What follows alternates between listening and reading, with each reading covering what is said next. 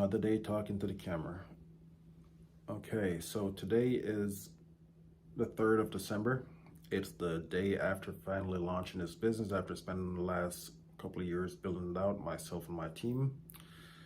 And I just want to say it feels really good to actually go from ideation 4 years ago to spending the last couple of years building it out, building the MVP, and then taking the feedback from the people who are actually tested out, a few hundred people who did that, to then actually building out a real thing and like officially launching it. And it's now out, it's public, it's a first of its kind business, and it's proven itself to be a profitable business so far.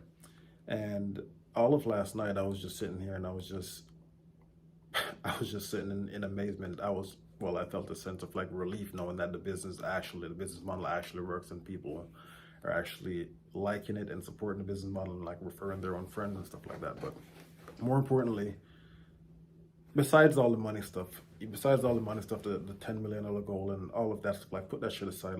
That's not really the main goal right here. That's just like a side project. It's just something to keep me interested in doing stuff. But besides that, like, I actually am very invested in this business and the business model and the whole mission of the business.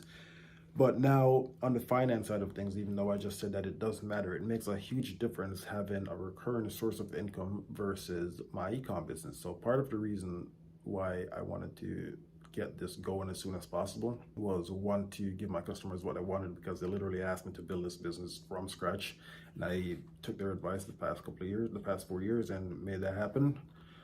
And two, I don't particularly like being in ecom. Like, I've said this multiple times on my channel, even though I've made a ton of money with ecom and I am grateful for it, like, it's just not the business model. It's just not for me. I don't like having to keep up with inventory and like customer service and whatever. And yes, you can outsource all of those things and live a happy life, but I just don't like having that weight over my shoulder, knowing that I'm having that much responsibility and like just people's livelihood in my hands, I guess, to put it in one way. But another thing, it's with ecom, even though I sell higher ticket premium products and there's decent profit margin on it, I don't like that. And I didn't start off selling products where someone would buy it. It's not a recurring product. It was just like someone would buy my product one time and they would never need it ever again in their life, pretty much. So it was just like a one-off product in general when I started. And I didn't like that. So I started introducing like lower cost, low ticket products that range between like $15 and like $30, $40 that people could buy. They're consumables, or they just degrade over time. So like clothing items and like creams and stuff like that. Things that people would use and they would just deplete and they would have to come back and buy more stuff over time. And those, my customers also suggested those. So, their feedback and bringing a recurring line of income into my business to eventually generate enough money to support my own lifestyle and paying to build out this company that just launched here yesterday over the last few years. But it's really is demoralizing the right word for this? It's a little bit depressing, I would say, at the beginning of every month. No matter how well you did last month, you made $10,000, $20,000, $30,000, $40,000 in sale. At the beginning of every month, I would still have to be starting from zero to acquire brand new customers if I didn't have anything to upsell them, because like I said, it was a one-time product. So now my products range, my average sale price is probably like my average order value on my ecom brand is around $280, $300. And to think now that that I have a digital product with no overhead and it's a recurring subscription model, it's only $5, by the way. It's literally only $5. But selling a $5 subscription is just a no-brainer. Like, people just come in and they join and they subscribe. You don't even think about that. But just having, like, let's say yesterday, we launched and a lot of people came in for free because there were like testers in the MVP that we had, and we did a little bit over 400, did like $450 in revenue or whatever, 40 people who did pay, right? And that $450 might as well, the half of that, which I'm taking home, the other half belongs to my business partners, the rest of the team. But I'm just saying that let's just say that $200 that was made was probably the best $200 that I've ever made in my life, because when you look at it this way, next month, what's the day, the 3rd? So the 2nd of next month, on January 2nd, we're going to have another $450 coming in because it's recurring income. Like, all these subscribers are here, and the only thing that we have to do is just hold up our end of the deal and continue improving this product, and it's going to be so much easier to actually follow through on these things and the promises that we're making and things that we already have going, because we have recurring capital coming in. So all of these customers that we keep acquiring, as long as we just don't do anything crazy, we don't get canceled early on, and we don't have like ridiculously awful churns, then we should be good. We should be able to actually take this money that's coming in and reinvest it back and come in and make it better. And then, people are going to refer their friends and whoever else that this business, is particularly made for. But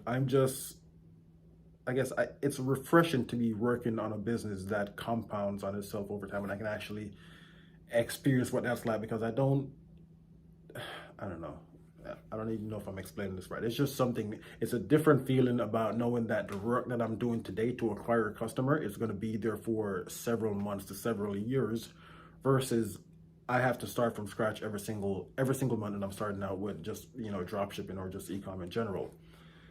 So I guess what I'm trying to say in short is that if you're not already, try to figure out a way to get a recurring line of income in your business, whether that be by selling lower cost consumable products or products that people need to buy more than once, or having some kind of digital product within your business itself. And I've done this with my e-com brand, and it still works to this day, but on a lower ticket stuff. It doesn't really do as great as my higher ticket stuff, but just having that recurring money over time, it really helps, do whatever else you're trying to do with your money, I suppose. But I guess that's mostly what I want to talk about for today. And there's one more thing. Oh, I should have put this at the beginning of the video. If you have a business, if you have a small business making less than $5 million in revenue every year or yearly, make sure you look up, I'm going to put a link, the first link below this, the first link in the description. It's going to go to another guy on YouTube. I think he's a lawyer or some kind of law, whatever. Anyways, check out the video, because this, not knowing this information could potentially screw you over. There's just some new law that came out by FinCEN. It's the Financial Crimes Enforcement Network, and they have this form that needs to be filled out by anyone that has a business that's doing less than $5 million per year in revenue. And that applies to a lot of people. So make sure you go check it out. It's going to be the first link in the video description. And yeah, don't get screwed over. Like, I just found out about this yesterday. I don't know why. Maybe my LLC company or my registered agent should have probably told me about this, which no one, I didn't hear about this. I had to find this out on YouTube myself. So if you didn't know about this, if you qualify as a business owner and you're making money and you have a side business or whatever, not making $5 million, you need to submit some information to these people. Mandatory. I know it sucks, actually. That doesn't make any sense. But if you don't, you could face up to 2 years of jail time, and they're going to charge you additionally, I think, like $590 in fees per day, which is insane. But yeah, if you guys made it this far in the video, thank you guys for stopping by. And I'm looking forward to sharing more things as I learn about, well, my e-com business and this new digital product community type of subscription-based business that is now going. So yeah, I'm looking to share as much as possible and everything that I'm learning as I go. And yeah, if you guys have any questions about anything about just in general, just say something down below in the comments. Thank you for stopping by, and peace.